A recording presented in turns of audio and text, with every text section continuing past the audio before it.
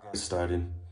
Let me preface this story by saying if you're in any type of position of leadership where you have control over other people's lives, please be competent in what you're doing and do your job no matter how you feel about that person, whether it's personal or otherwise.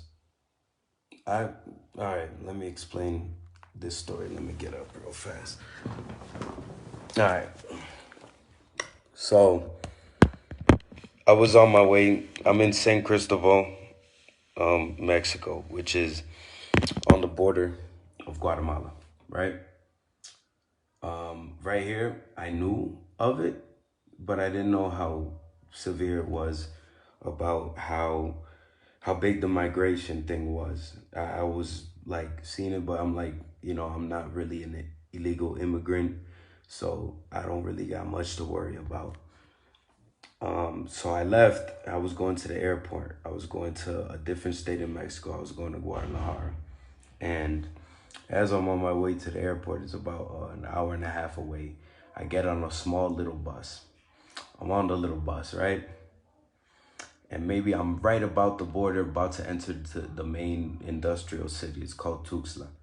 It's where, I don't know if you've been watching the news, but 50 something immigrants just died on a big tractor trailer truck a couple days ago. And I just stopped. Dude opened the door to the bus. Then he looked at me specifically out of everybody else who was on the bus, and he said, "Where are you from?" I said, "I'm from Puerto Rico." And that was my first mistake. I always say I'm from Puerto Rico regardless of anything, just because they normally treat me like they're, brother.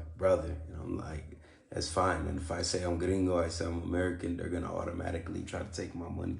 That's just how it is, and it's just the nature of the beast. But that was my mistake because he said Puerto Rico and started thinking, fucking idiot. He automatically said, "Get off the bus." I went. I gave him my identification. I was like, "Yo, bro, I'm good." Blah blah. And within 1 to 2 minutes, I want to say, I'm in the back of a van with a bunch of black dudes. And in my head, or black people, I say, and in my head, I'm like, "Oh, there's a bunch of Haitians." Turns out they're from Honduras. Doesn't matter. But in my head, I'm like, that's when it hit me. They think I'm Haitian, or they think I'm some type of, illegal some shit. Whatever. Stood in the back of the bus. I'm arguing. I'm sending messages because I had some headphones and they took my phone and they put my phone up front. And I put my headphones on Bluetooth and I'm like trying to voice message saying help, help. I don't know what the fuck is going on. Help. So I'm hoping that person that I wrote those messages to would call, and somehow something was figuring out. I was desperate at that point. I just missed my flight. At that point, I'm pissed off.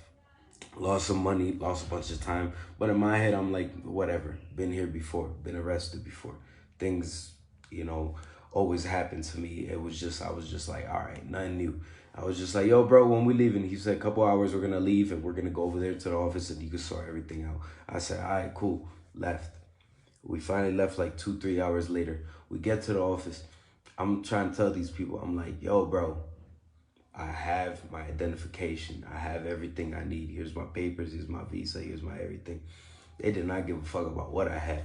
I could have fucking had anything and they were not taking it. That's it. Whatever. I took the L. I was like, you know what? It's Sunday. I'm gonna just go to bed. I'm over there with a bunch of motherfuckers from Nicaragua, Honduras, El Salvador, all of these countries. And I'm just there like, what the fuck am I doing here? But whatever. Charged it to the game. Went to sleep. Woke up the next day. Tried to tell these niggas, yo, here's my papers. I'm fucking good. Let me the fuck out of here. They were like, oh, we gotta call your embassy and blah blah blah and this and that. And I was like, what kind of silly shit is this? You think I'm trying to escape to Mexico? You fucking shitting me? Every single motherfucker that was in that prison was going up. They were going north. They were crossing from Guatemala to fucking Mexico, to the US. I was going down and I was escaping some shit. I'm like, all right, whatever. So that's day one. Cool. I'm trying to reach out to them. See, I'm trying to reach out to some people. I'm trying to figure out exactly what the fuck is going on. Because for me, it's just the shock value of it. And at that point, first day, I got out. I had people calling me.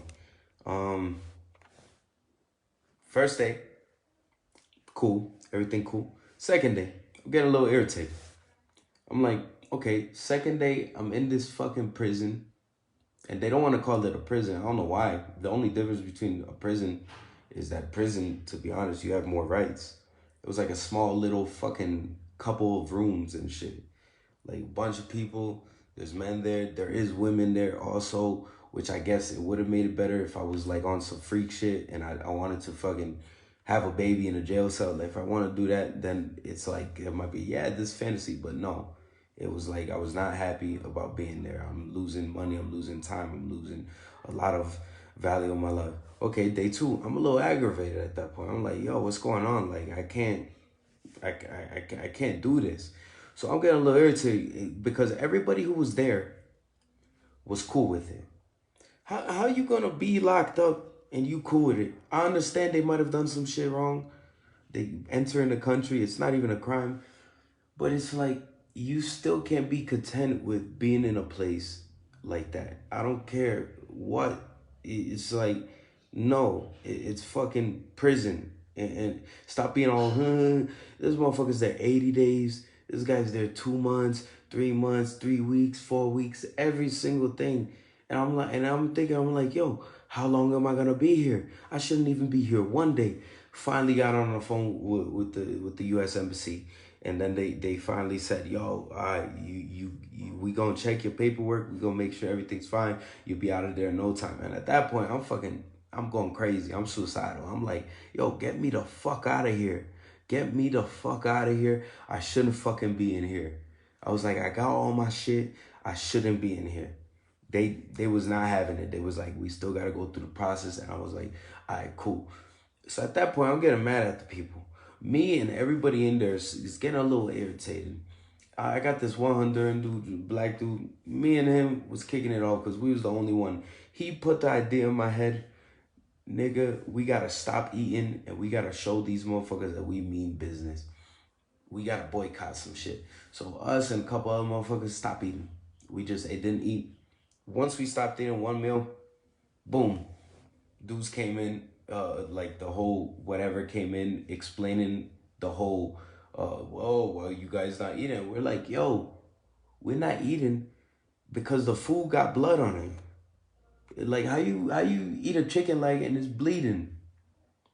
How you eating fucking, some tacos and it's not red meat, but it's still bleeding. It's just like, we were going, and then the lady was giving fucking mad attitudes to everybody. There was this Cuban girl talking. She was like, yo, we not asking for gourmet shit. We just asking for basic human rights. Like, stop trying to treat us like we're animals. Like, the food should at least be cooked. Cook the food for us. That's all we're asking. She was like, well, you should have not came into this country illegal. And it was like, you condescending bitch. Like, what type of fucking response is that? People want to talk about white racists down south, but that's 10 times worse than that. Oh, well, you guys came in here illegal, so that means we can't eat, right? That means we can't eat food. And then I said it, I was like, yo, but I'm not here illegal. And obviously all of this is in Spanish. But I was like, yo, I'm not here illegal. And then they was like, oh, well, you're here irregularly.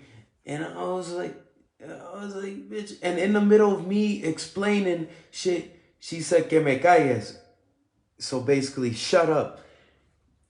And I fucking lost it. I I said, que me calles. So shut me the fuck up. And then I went the Hulk. I went to the side. I went like that. That bitch ran out. Ever since that day, they feared me, but they still didn't respect me.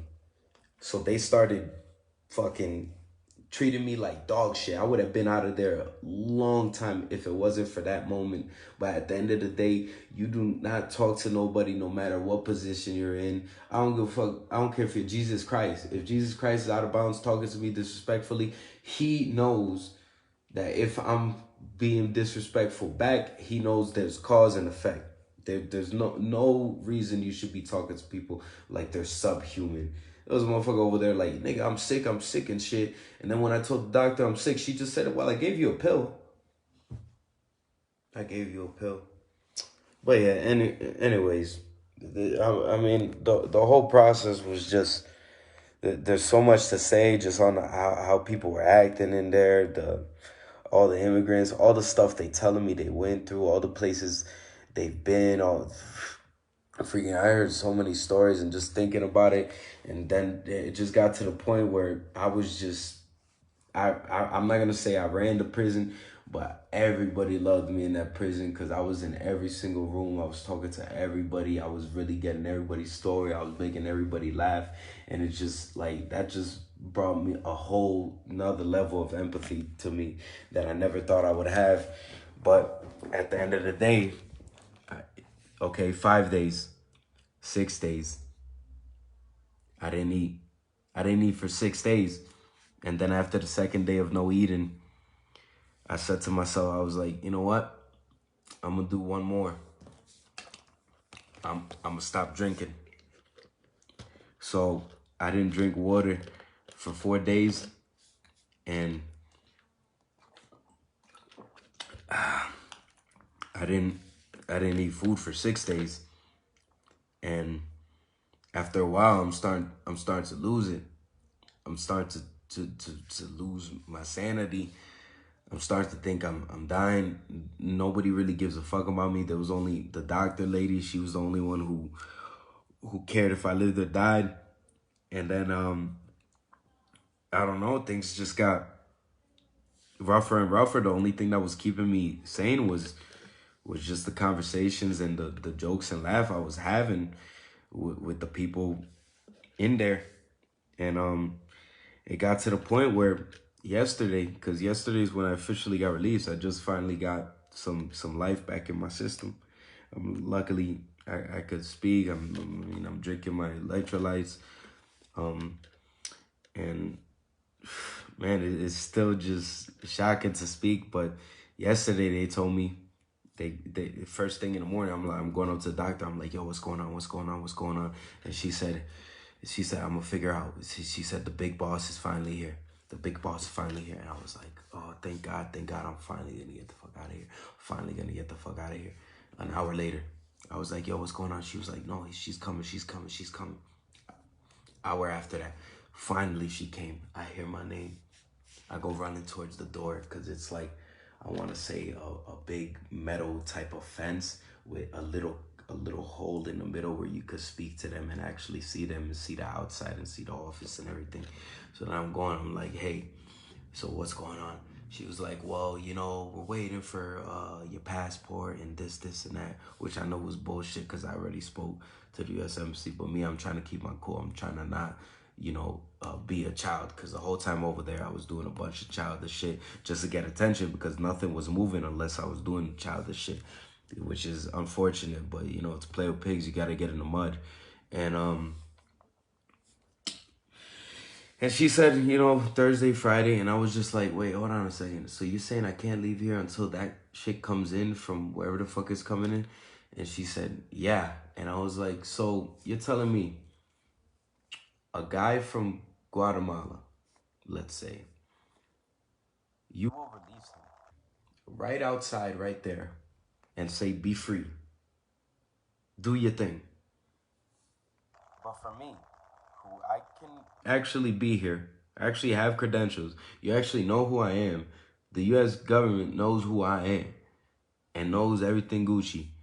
You're saying I can't just walk out that door? And then they were like, oh, well, no, it's different for you. And I was like, it's different for me? If anything, it should be different for me in the benefit of me. No, it didn't. It wasn't like that. Whatever. Fast forward. I won't keep too much in there.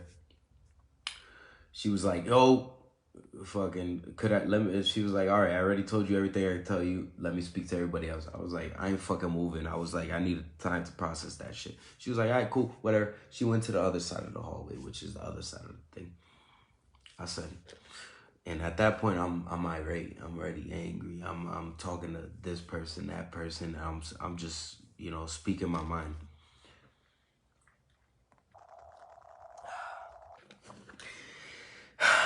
Man, just thinking about it. So I ended up losing it. There was only one guy in the hallway with me. I walked towards my room, which I could say is our room. I walk into the room. I grab my bed sheets. I I tied like a knot around my neck, so the bed sheets around me. And at that point, there's like a platform in the center of the community room where there's a TV right in the center, and then there's like benches and everything. And I stepped up on a little platform where there's like a little cubby hole where you can speak to, you could say, a receptionist, because she don't really do shit. And then there's a gated fence up about 10 meters high. There's a TV with like a little hole in the middle. And then it's held by, like, you could say, steel. I've been looking at it for days now. That's how you know I wasn't in the right mind. And I stepped up on the platform. And when I stepped up on the platform, I said I'm fucking leaving here. Whether it's gonna be dead or alive, I'm fucking leaving here. And I started tying a knot on the thing. And it's like up, like I said. And as I'm tying the knot, and then I got the rest of the bed sheet around my neck. I'm at that point. I'm like, I lost it. And like I said, everybody loved me. So everybody started coming from, look like you just turn on the lights, and roaches came out of nowhere. Everybody started running, and they started like pushing me like a mosh pit. And then I'm pushing motherfuckers off, and I was like, no, let me fucking do it. And I'm fucking yelling as top as I can. I started smashing my hands on the walls. I started pushing people. I started doing everything possible, and they would not let up. And then it got to the point where they took it off my neck, and they took it off the top as I'm jumping off. And I fell on the floor. And when I fell on the floor, I just started crying. I started crying for so many different reasons. Obviously, it was just like a shaky situation. On top of that, my ribs were hurting. I just seen blood all over the floor, like just from little cuts I got. And it's just, I don't know. They saved me from me, which sounds crazy, but they saved me from me. And just all the love those people gave me in that time I was there, and knowing I shouldn't be there, like they had none against me. It was just amazing, man, how a bunch of strangers could just look out for you that much. And even when they finally took me out, they changed their approach automatically. As I fall on the floor, I'm here. We're going to let you out. We're going to let you out. We're going to let you out. We'll let you out right now. We're going to sign the paperwork and get you out of here. And I'm just like, you just said it's against the law to let me leave. And you just changing the law just like that. But then you're going, and then I'm hearing this Cuban girl I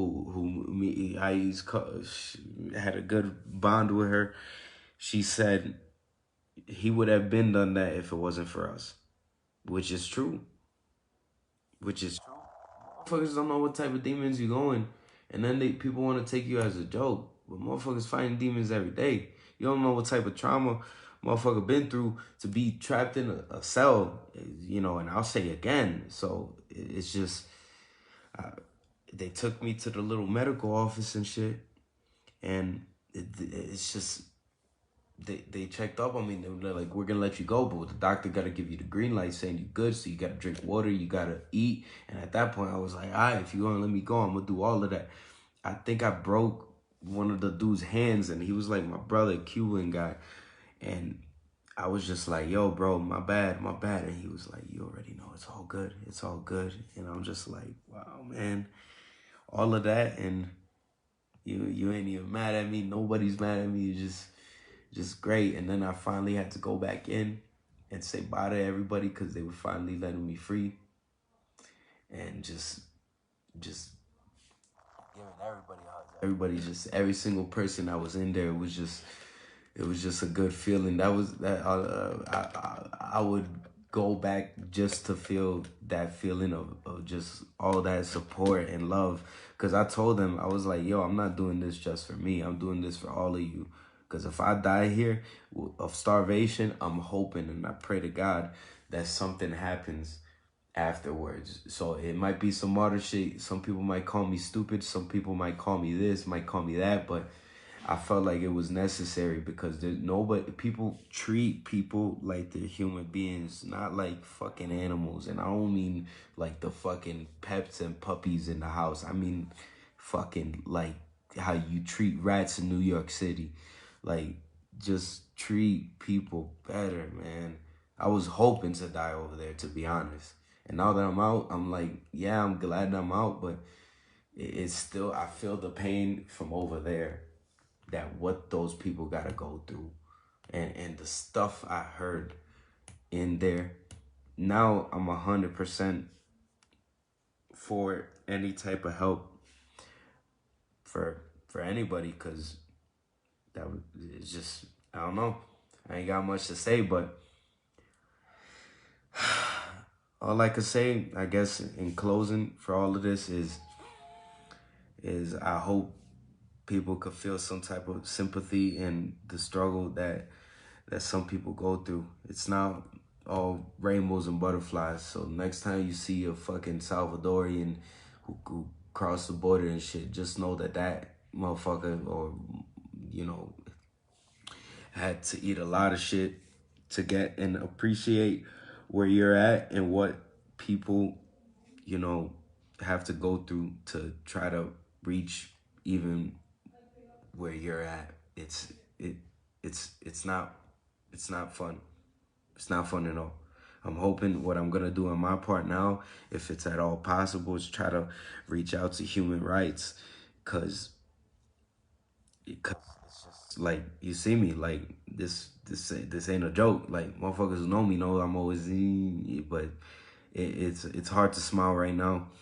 I'm still recovering. I still feel like dying. I'm still dealing with some, you could say, psychological stuff. On, you could say, the stuff I heard, the way, you know, you're being treated, the way, you know, the whole outcome of leaving. It's just it's tough. But if, I don't know, if anybody can, I guess, point me in the right direction, maybe find me some help. If you want to help me, I'm here. And yeah, that's all I can say.